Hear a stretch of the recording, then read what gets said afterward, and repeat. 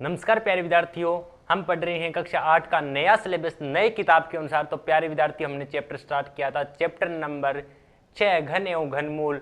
नई किताब के अनुसार नए सिलेबस के अनुसार हम पढ़ रहे हैं, तो जिसके अंदर हमने प्रश्नावली 6.1 और 6.2 के क्वेश्चन नंबर 1 तक सॉल्यूशन कर लिया, जिनकी वीडियो आपको प्ले लिस्ट के अंदर दे दी जाएगी।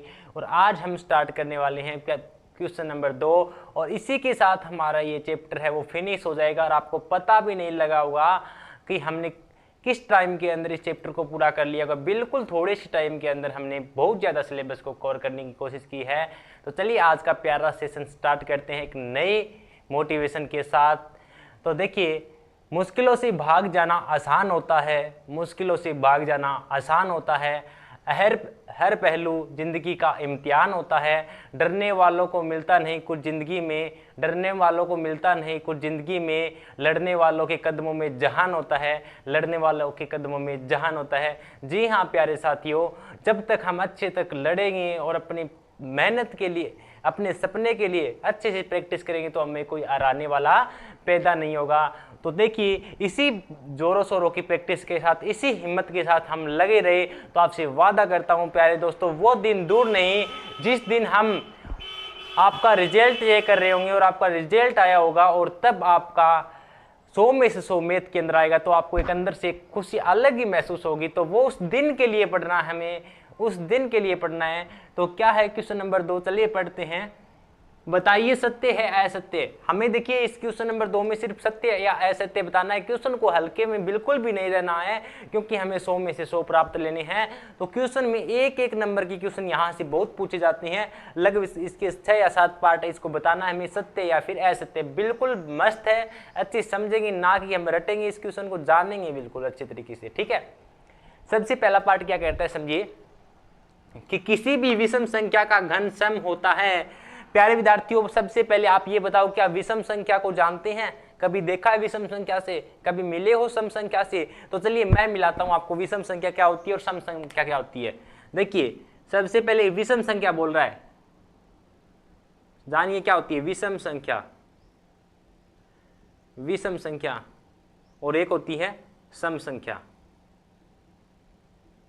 सम संख्या क्या होती है, याद रखना, सम संख्या वो संख्या होती है जिसमें 2 का पूरा पूरा भाग जाता है। जैसे कि 2, 4, 6, 8, 10, 12, 14, 16, 18, यानी जिसमें 2 का पूरा पूरा भाग जा रहा है वो तो क्या है, सम संख्या। जैसे कि मैं कहूँ 2, 4, 6, 8, 10, 12, 14, इसे चलती जाएगी, अनंत तक चलती जाएगी, तब तक इसमें 2 का भाग जाता रहेगा। ठीक है, वो तो होती है सम संख्या। लेकिन बात करें विषम संख्या की, तो विषम संख्या कौन सी होती है? तो विषम संख्या की अगर मैं बात करूं तो विषम संख्या होती है जो बाकी बच गई। जैसे कि 1 बच गई, ठीक है, 3, 5, 7, 9, 11, 13, 15, 17, 19, 21, इस तरीके से आगे चलती रहेगी। यानी वो संख्या जिसमें 2 का पूरा पूरा भाग नहीं जा रहा है वो तो विषम संख्या होती है, और जिसमें 2 का पूरा पूरा भाग जा रहा है वो आपकी क्या होती है, सम संख्या होती है। ये बात आप बिल्कुल अच्छे तरीके से समझ गए होंगे कि सम संख्या क्या होती है और विषम संख्या क्या होती है, और मैंने पहले भी आपको अच्छी तरीके से इनके बारे में रूबरू करवाया है। ठीक है, तो अब ये कहता है किसी भी विषम संख्या का घन सम होता है। कि जैसे जैसे कहेगा वैसे वैसे एक्सपेरिमेंट करेंगे। अगर इसके अकॉर्डिंग आंसर आ गया तो हम कह देंगे भाई सत्य बोल रहा है, नहीं आया तो कह देंगे ये तो झूठ बोल रहा है। बस यही बताना है। ठीक है, इसने कहा है विषम संख्या का घन, इसमें से कोई भी विषम संख्या उठा लो और उसका घन करके देखो, अगर सम आता है तो ये सत्य है, नहीं फिर ये असत्य है। तो क्या करें, हम पहले 1 को देखते हैं। 1 का क्या करते हैं, घन करते हैं। 1 का क्यूब करते हैं तो क्या आएगा, 1। और फिर क्या है 3 का क्यूब करेंगे तो क्या आएगा, घन का मतलब तो क्यूब करना ही होता है। 3 का क्यूब क्या होता है, 27। फिर आगे 5 का क्यूब। हमें जरूरत नहीं है इतने सब का देकर के, हमें पता चल गया इन 2 का क्यूब करने पर भी कि हमने जैसे ही 1 का क्यूब किया तो हमें विषम संख्या मिली, जैसे ही 3 का क्यूब किया 27 मिली। और 27 क्या है, आप तो कहेंगे 27 तो विषम संख्या की श्रेणी में आती है। और इसने साफ साफ बोला है कि विषम संख्या का घन सम होता है। ये साफ साफ झूठ बोल रहा है कि विषम संख्या का घन सम होता है। जैसे ही हमने 1 का क्यूब किया तो एक विषम ही मिला, और जैसे ही मैंने 3 क्या है विषम, और विषम का क्यूब करने पर विषम ही मिला।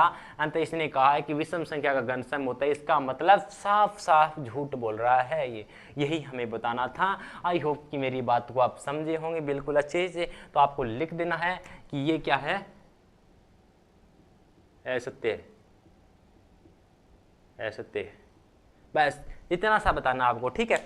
इसी तरीके से इसका सेकंड पार्ट देखते हैं। सेकंड पार्ट क्या कहता है कि एक पूर्ण घन 2 शून्य पर समाप्त नहीं होता। पूर्ण घन पहले जानना होगा आपको। पूर्ण घन वो संख्या जिसका पूरा पूरा घन हो, जैसे कि हमने 1000 का घन जानते हैं 10 होता है, ठीक है। जैसे कि 64 का घन क्या होता है 8। इसने कहा है आप अगर किसी भी संख्या का क्या करें, घन करें, यानी पूर्ण घन है वो 2 शून्य पर समाप्त नहीं होता है। ये कहता है जो भी आपके पास कोई घन है आप किसी भी संख्या का करके देखिए वो कभी भी 2 शून्य पर प्राप्त संख्या 2 शून्य पर समाप्त नहीं होगा। तो मेरे मन में सबसे पहले ख्याल आता है कि मैं 2 का क्यूब क्यों ना करके देख लूं, 2 का क्यूब क्यों करके देख लूं। एक सेकंड रुकना, चलिए ठीक है। 2 का क्यूब किया तो मैंने क्या आया, आपने कहा 2 का क्यूब करते हैं तो कितना आता है 8। ये तो 2 शून्य पर समाप्त नहीं हो रहा। फिर और भी मन में ख्याल आता है कि 2 तो नहीं हो रहा है, क्या 3 हो रहा है, तो 3 का क्यूब क्या होता है 27 होता है, 3 भी नहीं हो रहा। फिर मन में कहीं ना कहीं आता है कि क्या 10 का क्यूब करके देखूं, उसमें 0 आएगा। तो चलिए 10 का क्यूब करके देखते हैं। 10 का क्यूब क्या होता है, मैंने आपको अच्छे से बताया। 10 का क्यूब आप कहेंगे 1000 होता है, और 1000 में कितनी शून्य आती है 1 2 3, कितनी शून्य है 3 शून्य।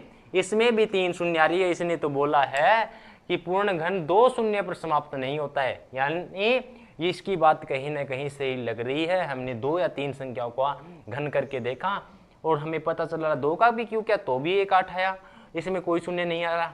और 10 का क्यूब किया तो इसमें 3 शून्य आ रहे हैं, लेकिन 2 शून्य किसी में नहीं आ रहा। इसने कहा है कि 2 शून्य पर कभी भी समाप्त नहीं होगा।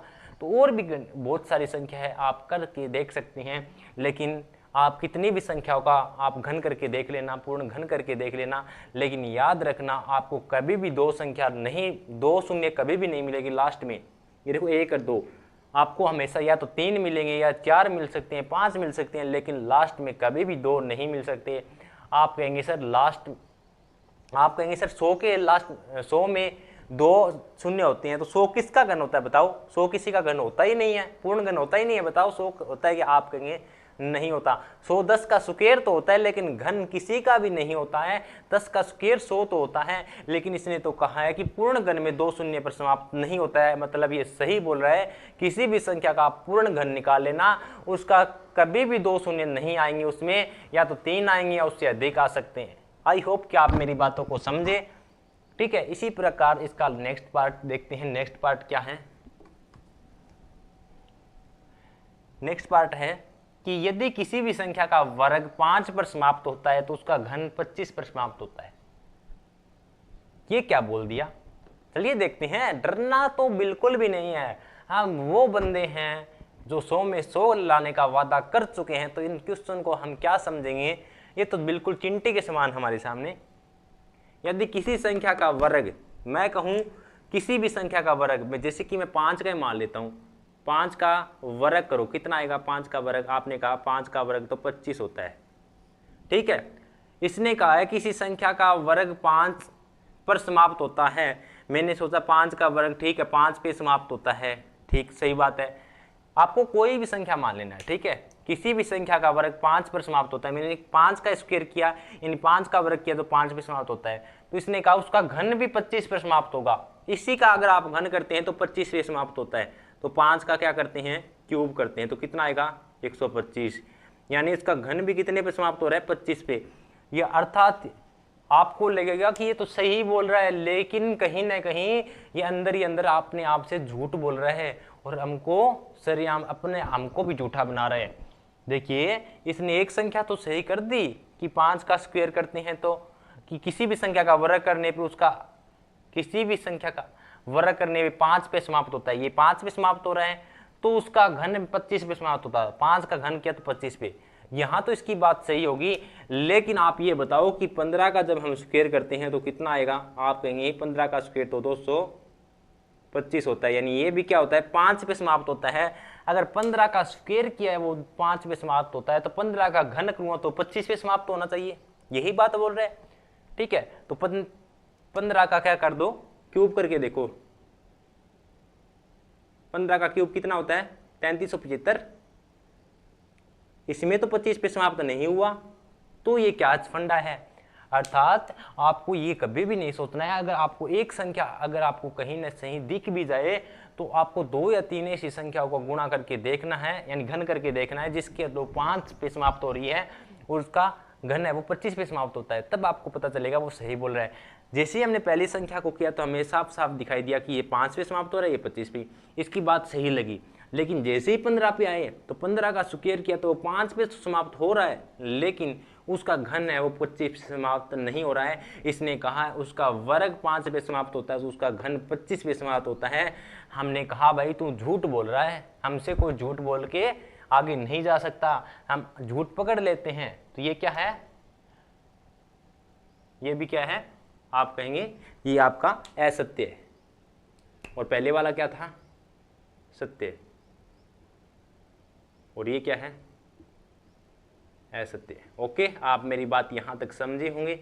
ठीक है, ये असत्य क्यों है, क्योंकि हमने जैसे ही 15 का स्क्वायर किया वो 5 पे तो समाप्त हो रहा है, लेकिन 15 का क्यूब किया वो 3375 आया जो 25 पे समाप्त है नहीं हो रहा है। ओके, आगे, ऐसा कोई पूर्ण घन नहीं है जो 8 पे समाप्त होता है। इसने कहा ऐसा कोई भी पूर्ण घन नहीं है। पूर्ण घन का मतलब समझो, यानी जिसका पूरा पूरा घन निकले, पूरा पूरा घन निकले, घन मूल या क्यूब रूट निकले। जैसे कि मैं कहूं कि 25 का, जैसे 125 का क्यूब रूट क्या होगा, 5 पूरा पूरा निकलेगा। क्या 124 का आपने सुना है कभी पूरा का पूरा घनमूल निकल जाएगा, कभी नहीं निकलेगा 124 का। ठीक है, क्यों नहीं निकलेगा, जो हमने पहले अभाज्य गुणनखंड विधि के द्वारा देखा था। जब हम 128 का अभाज्य गुणनखंड विधि द्वारा घनमूल निकालते थे, या तो उसमें 2 की कमी रहती थी या अधिक होता था, तो उस तरीके से हमें पता चला कि कई फिक्स संख्या ही है जिनका पूर्ण घन निकलता है। तो इसने साफ साफ बोला है कि कोई पूर्ण घन नहीं है, ऐसा कोई पूर्ण घन पैदा ही नहीं हुआ जो 8 पे समाप्त नहीं होता है। तो अपने दिमाग पे जोर डालिए दोस्तों, क्या ऐसा आपने पूर्ण घन नहीं देखा जो 8 पे समाप्त होता है, बताइए। अपने दिमाग पे जोर डालिए और अपने दिमाग से पूछिए क्या ऐसा आपने पूर्ण घन नहीं देखा जो 8 पे समाप्त होता है। तो आप कहेंगे अगर हमने देखा तो है, याद नहीं आ रहा है। तो मैं बता देता हूं, अगर आपने देखा होगा कि 2 का क्यूब करते हैं तो क्या आता है, क्या आता है, 8 आता है। 2 का क्यूब करते हैं तो 8 आता है, और 12 का क्यूब करते हैं तो कितना आता है, 12 का क्यूब बताओ, तो भी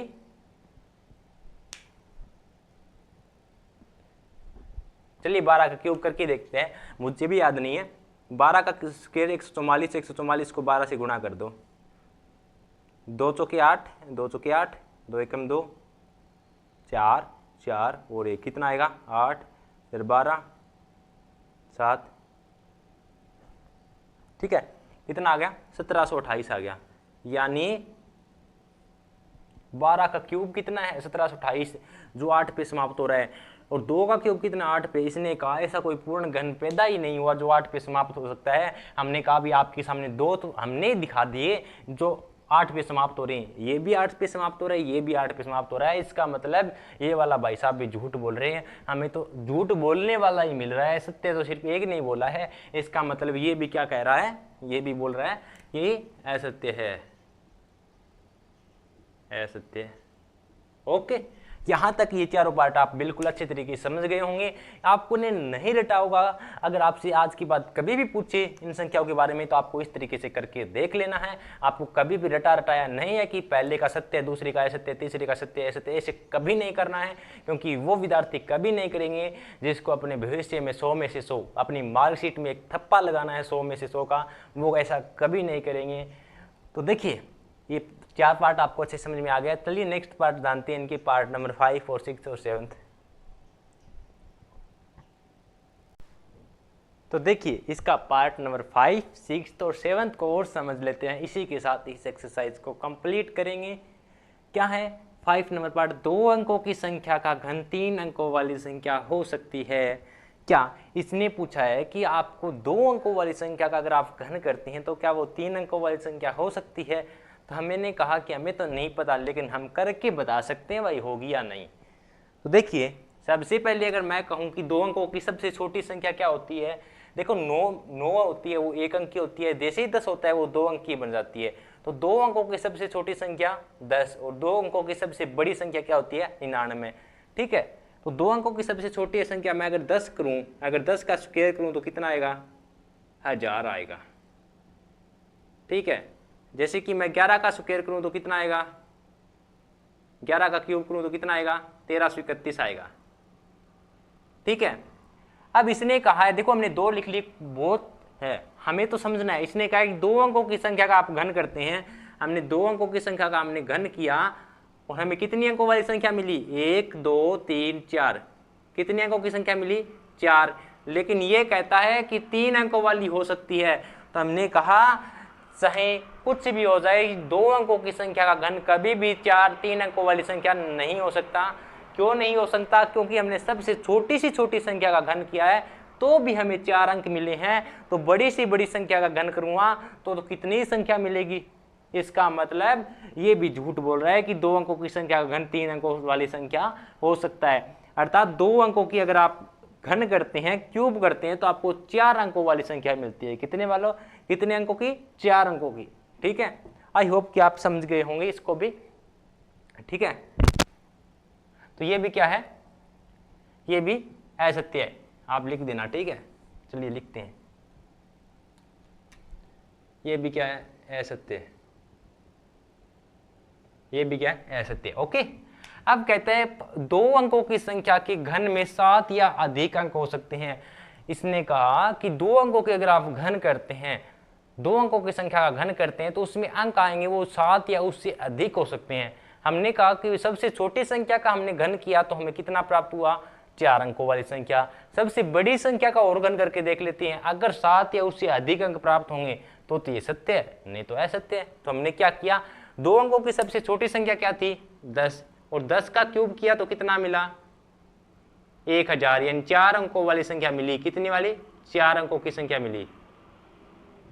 लेकिन जैसे ही हमने 2 अंकों की सबसे बड़ी संख्या क्या होती है, आप कहेंगे 99, 99 का क्या कर दो क्यूब कर दो, कितना आता है, आप कहेंगे 970 299।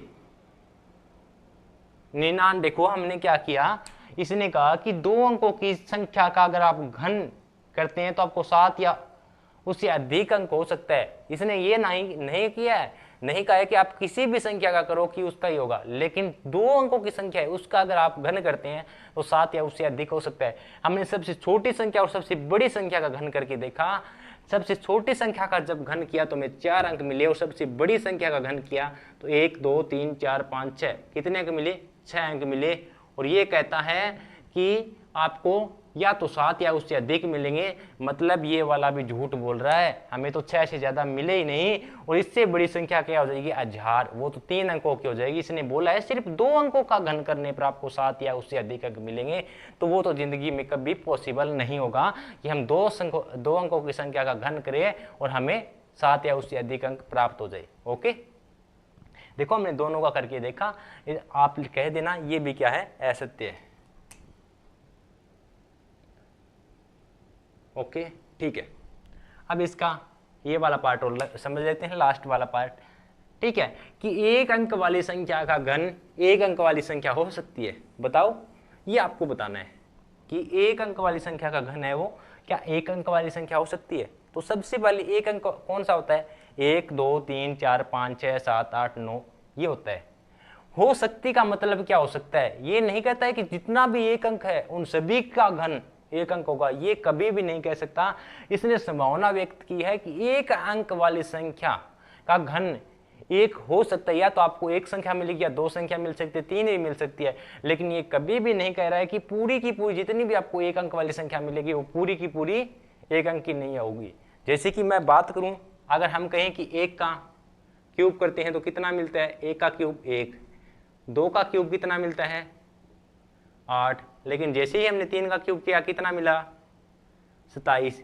लेकिन इसने कहा है कि 1 अंक वाली संख्या का घन 1 अंक वाली संख्या हो सकती है, क्या हो सकती है।